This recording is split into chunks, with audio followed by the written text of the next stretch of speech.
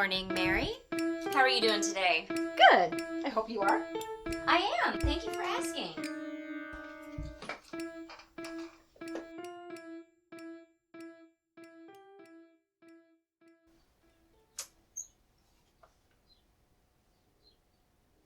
Are you ready to tell me what happened? Yes, I am. Okay then. Why don't we start from the beginning? Okay. Well, it wasn't a dark and stormy night. Okay then. It wasn't a dark and stormy night. Nope. And what is it that made you feel that you had to preface your story by saying it wasn't a dark and stormy night? Well, because that's how people always expect these things to start, right? And so I want to tell my story as it actually is, not as people expect it to be. Okay. That's perfectly fine, Mary. You tell me your story exactly how you see fit. That is what I intend to do. So, it wasn't a dark and stormy night. It was, like a cool, misty February night before the rain. I remember it kind of like a scene from an Alfred Hitchcock movie. Or a love story before the two lovers part forever. And all the drivers on the highway making their way to their destinations, lost in their own personal thought. No idea that the little white Mazda they were passing on the way contained the lifeless body of someone who was alive just hours before that. But then again, I suppose one never really contemplates the contents of the passing vehicles on the way home, do you? Well, I suppose not. Now, you said something about a lifeless body. Well, no, of course not, because there's always the senseless need to get from point to point to point to point just to retrace the exact same course the next day. Why? That's a very good question. Why? Y2K. That didn't amount to very much, did it? Not like all the paranoid people thought it would be, you know, the ones who had to stock up on canned goods and propane and bottled water. We even had a neighbor go so far as to build a greenhouse, and he was raising rabbits and chickens for food. He built it on the little small city lot right across from our cul-de-sac. I mean, I always knew he was kind of quirky, but he was a friend, so we just ignored his obsession. And we also didn't mind the fresh parsley that we got every week either. Fresh parsley? Yes, well, of all the things that he grew, which was pretty much anything that you can grow in a greenhouse, the one thing he always had an overabundance of for some reason was parsley. But Y2K didn't really amount to much. I think the worst thing that I had heard was that somebody was, like, charged, I don't know, $25,000 something for overdue movie rentals. I wonder if he forgot to rewind them as well. What do you think? Well, I think that... Well, people nowadays don't understand the concept of rewinding a movie. Do they? I suppose not the younger generation. I turned 20 in the year 2000.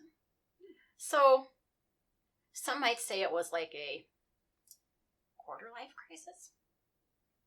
That's what made me do it. But you know as well as I do that, you know, there's no evidence that a quarter-life crisis or midlife crisis or any kind of life crisis actually really exists. And, you know, I had no real desire to, like, run off with my fitness instructor or get a red sports car. Not that I would have turned any of that down had it been offered to me, of course. Would you? Well, I would probably... No, of course not. It wasn't a quarter-life crisis. It was freedom. That made me do it. Or rather, the lack of freedom. The thing was, though, is that I didn't realize that I didn't have any freedom. Well, see, that's what brainwashing do to someone. Brainwashing. Imagine having no control over your own life, over where you live, or what you wear, or even how you spend your own free time. Have no identity of your own. That could drive a person mad. I know from experience, but I'm not using that as an excuse. You know, I believe in taking personal responsibility. I'm not blaming my illness for what happened on that February night in That's what you're wondering, isn't it? Actually, well, I was getting to that. So, I thought about going into psychology.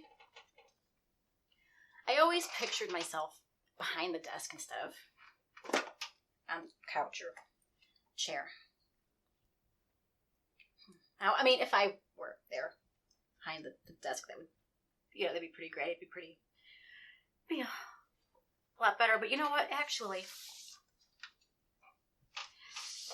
sitting here on the couch, I'm actually better off this way. You know that when you have a nervous breakdown, having a nervous breakdown is really good for a person. It really relieves stress. No, when you go crazy, people's expectations of you dramatically decrease. You can say and do whatever the hell you want, and nobody's disappointed in you. Nobody condemns you. I mean, I don't have any responsibilities. I have no, thoughts that really cloud my mind. I'm not sitting there trying to figure out how to balance my work life, my sex life, my family life, all while trying to please every single person in the world, including people I haven't even met yet. That's what you do, isn't it? We're not here to talk about me. You should try going crazy once. You'd love it. Trust me. You'd be surprised. So, do you think that you're crazy? As You'd also be surprised at how well a body fits into the trunk of a Mazda 626. If you fold the seat back, it's even roomier. They never talk about how well you could fit a body into the cars in any of those commercials. I mean, they talk about camping equipment, groceries, golden retrievers, but never bodies. Suppose that wouldn't be really good marketing, though, would it? I suppose not. Yeah.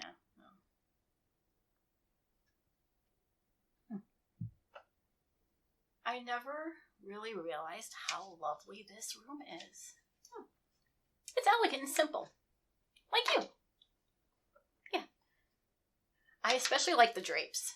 It's a really nice shade of blue. I'd never seen the ocean before until about a week ago, and I'm almost 40. Well, my parents never took me as a kid. They never had time, and then he would never take me. He didn't like the ocean. It was too windy and too sandy, he said.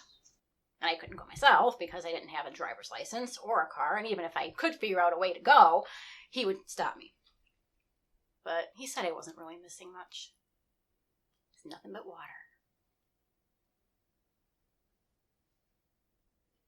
He would probably hate this room.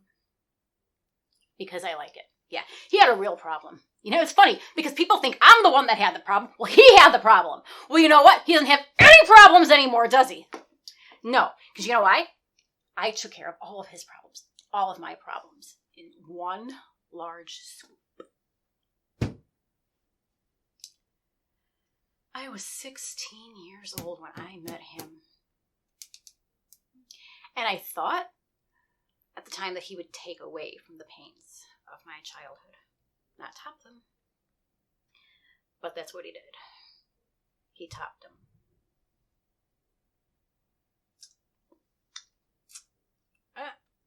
You think I'm talking about my husband, don't you? The body in the trunk. Yeah, but I never said anything about being married. That's right, you did not. People are always jumping to conclusions. It's a dangerous thing to do. You assume that because someone's married, they're not lonely, or because someone has a child, they're a good parent, or because there's a body in the trunk of a car, that there's been a murder. Of course. Go on. I'm not saying that there wasn't a murder. I'm just saying, don't jump to conclusions. I had dreams, hopes, I had plans, I think. I can't really remember, but as a child, you always think that you can do anything, be anything, but then one day life just slaps you hard in the face. Yes, it has a way of doing that, doesn't it? Yeah, well, that was my life. It was my life. It was stuck in a rut. This is your rut, I said. Get used to it, I told myself, and so I did. I got so used to life in a rut that I couldn't even imagine life without the rut. It was just all rut and big oak trees poking through the sides of a rut. So, I drank. And I drank. And I drank. Until it didn't seem so dark and so dank. So, are you saying that this is how your substance abuse disorder started? Well, I never said I had a substance use disorder. You said that. So, it helps you deal with things. It's not a problem. And it's not like I had a job or anything that it would negatively impact, because he wouldn't allow me the kind of escape that employment would have offered me. And plus, I always waited until the kids went to bed, so it wouldn't affect my parenting either. Of course. Sometimes we need something to help us get through when we feel so helpless. I went through life on automation, just lifeless. I wore a fake smile. I laughed a fake laugh. It was just easier that way, you know? I was what he wanted me to be, which wasn't really who I was at all. I couldn't remember who I was. You know, maybe I was never actually me. Well, in that case, that would be my fault too, right? I mean, you know, I was always so passive and so weak. Well, not anymore. Now I know exactly who I am, and whether I'm crazy or sane really doesn't matter, as long as I like me. That's all that counts, right? I suppose one could argue that. One day something happened that shook the little life inside of my rut. He was reading the paper and he felt a pain. It was a big pain. Well, anyway, yada, yada, yada. He needed emergency surgery. And then the time that he spent in the hospital was the only time in our marriage that I didn't feel like I was walking around on edge. So you were married. Let me finish my story. Okay. Pardon me. Please go on. He was going to be released, and he ended up with this infection that turned to double pneumonia. His situation became very complicated, and they didn't understand how things went so badly so quickly. It was very peculiar, they said. So he was moved to the ICU, and then the doctor came to talk to me. He had that look on his face that, I'm so sorry for your loss. Look, that doctors and funeral directors must have taken a special class for, and I didn't tell him they didn't have to waste it on me, really, because I didn't need it. So anyway, he pulls me aside and he says, "We're doing everything we can, Mrs. Claremont, but unfortunately your husband's situation doesn't look very hopeful." Oh, I tried to push those horrible, horrible thoughts from my mind. But as hard as I tried, they were always there. I mean, I did push them back as far as I could. I could never completely get rid of them, you know? Well, anyway, he recovered. He came home and everything went back to the way it was before, except for the part of me that had been altered a little bit. So, something about that event changed you in some way? Yes, well then it was Y2K, the year 2000. It was 2 days after my 20th birthday. And we had one of our arguments that afternoon that would last well into the hours of the next day. But ultimately, I would just lock myself in the bathroom. I mean, he'd have to go away eventually, but even that wouldn't last long. Did he ever hurt you physically? No, that would have been easier if he had. I couldn't escape physically. You know, I had nowhere to go, so I would escape mentally. I would use rum to numb myself, or if there was no alcohol in the house, I would just kind of, you know, lock myself away into this own little corner of my own world where he couldn't reach me. But then I started having nightmares where I was being chased by something or someone, and sometimes I'd find a place to hide for a little while, but I always would wake up before I could get away completely. that was like my life. That was like real life. He was always there, you know, just waiting to pounce on me. Pounce on you? Figuratively, of course. I see.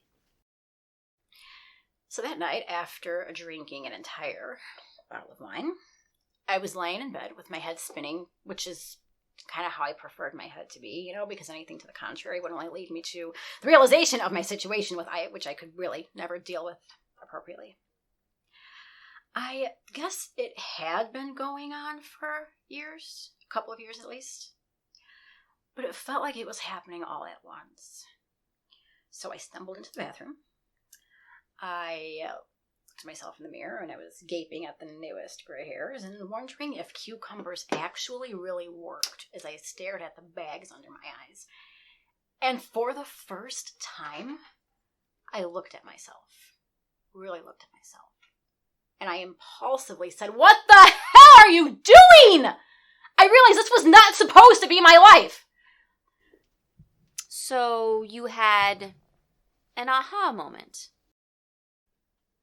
Oh, yeah. I suppose you could call it that. But I just realized this wasn't what my life was supposed to be. That my life was just a series of big mistakes I needed to start over. You know, I 20 years of doing what everyone else wanted me to do. I wanted to be able to, you know, move to the country or to go back to school or to take a trip or to, you know, decide what time to have dinner. So you felt a lack of control in your life, even for those things as simple as the time to have supper? Yep. Every day for years. It was 5 o'clock on the dot. Why not 5:11? Why not 4:52? I couldn't even decide what color the rug in the bathroom should be. I had no control over anything. It was just, so I became angry. I realized I needed to have my freedom. I needed to have it at any cost. And so I was angry at my parents, my siblings, my husband, my kids, the cat, the mailman, the freaking greeter at Walmart. I was so angry at myself for doing what was right instead of what was right for me. So I snapped right there in the bathroom with the wrong color rug. You snapped? Yes. But suddenly an idea crystallized out of the haze, slightly obscured from the alcohol. But the feeling it elicited within me was so powerful. It was very powerful. So I lay there awake, imagining different scenarios. And for the first time, there was hope. And I smiled. The first of 1,000 smiles. Real smiles. How sad. Someone had to die for a smile. That is tragic. Can't help but smile now. I think back on all those years. Who was I, and why didn't I do this sooner? Do what sooner? I'll get into that. So the next day, I was setting the table for supper, which was to be at 5 o'clock, of course. And I remember being so anxious as I folded the napkins. You know, can you believe I used cloth napkins? And I would fold them into the designs like they do at those fancy restaurants. Yeah, I would make sometimes fans or bishop hats, lilies. Anyway, I oscillated between two thoughts. One, this was never going to work. And I was going to end up back in the rut. And the second was that it had to work. All of those wasted years. And, you know, any attempt to do anything for myself turned into an explosion and a diatribe on the importance of domesticity or the fall of Adam and Eve. I don't know, 1,000 other things. And then he'd lose his temper. And so I just believed it was best to go with the flow.